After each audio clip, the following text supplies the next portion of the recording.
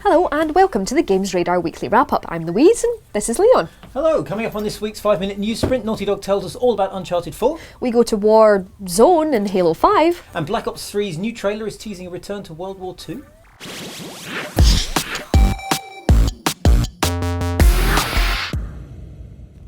Director Neil Druckmann and writer Josh Scher have pretty firmly confirmed that Uncharted 4 will be the end for the series. Last one, it's over. Oh, crap. Neil has said the goal for number 4 is to wrap up Drake's story. Oh, crap. While Josh doesn't mess about, saying we're definitively ending Nathan Drake's tale. Crap. Do you want to just get all that out of your system? Crap, crap, crap, crap. There's a strong Crap. There's a strong theme to Nate's swan song, focusing on the choice between pursuing your passions and being with the ones you love. Every treasure has its cost, says Josh, and everything is constructed around that concept. But, while this is the finale, Neil hinted it might leave things dangling, not for a sequel, but to raise questions about themes. Although Danny Barnes on Facebook isn't keen, either make another one or end it clearly. This game deserves that. While Angel G Vega Miranda says it's all about the build-up. Everything needs to have a build-up big enough to make the ending epic and with meaning. And it looks like we might just get that, with Neil teasing that the delay was partly to ensure Drake gets a fitting finale. Apparently something happens at the end that requires quite a bit of work, and it was either reduce the ambition or delay it to go all out for the last chapter. I think they definitely made the right choice, even if it does mean that we have to wait until after Christmas. Stop saying bad words.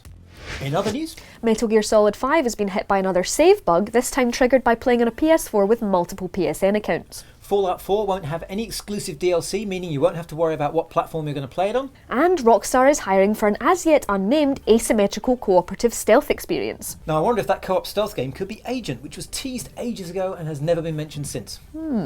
Interesting.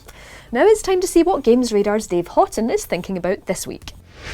So the animation glitches don't seem that widespread now we're playing. It looks like damp cardboard but has a frame rate like a Viewmaster. Is it running on a PS1 emulator for authenticity? Some of those glitches look like something out of Silent Hill though. Maybe we don't need Kojima. Silent Hill was on PS1 too, and Hawk looks like a PS1 game. And MGS5 has hidden retro stuff. Oh god, it's another Kojima conspiracy. Skateboarding, grinding, Destiny has grinding. Oh my god, Silent Hill's a survival horror MMO. To Reddit! So, sick. Sick, yes, but not in a good way. Ugh. Okay, well next up we got some hands-on with Halo 5's Warzone. Prometheans have broken through our defenses and our base is in lockdown. Eliminate them to secure our home base. Mixing up the old big team battles and taking in bits from Battlefield and collectible card games, Halo 5 Guardians Warzone mode is the most MOBA-like Halo has ever been. It's a chaotic 12v12 race to 1,000 points over 15 minutes. The raid on Apex 7 map we played is a string of bases with a core per team, 2 armories full of Covenant forces to be battled, and the hotly contested Spire. After landing on a pristine beach, we take over an armory, which not only gives us points for holding it, but also acts as a mobile spawn point. And then there's that MOBA element. Scattered across the map are multiple targets to take down and gain points. Beating these mini-bosses requires more than one player, but it's worth it, as killing something like a Promethean Knight will give you a spike in points and net you some sweet recs too. What are recs, you ask? These boosters are earned through all of Halo 5's multiplayer modes and contain one-off power weapon cards that last a single life, or as long as you've got ammo. Save them for a special occasion to level the odds against the enemy.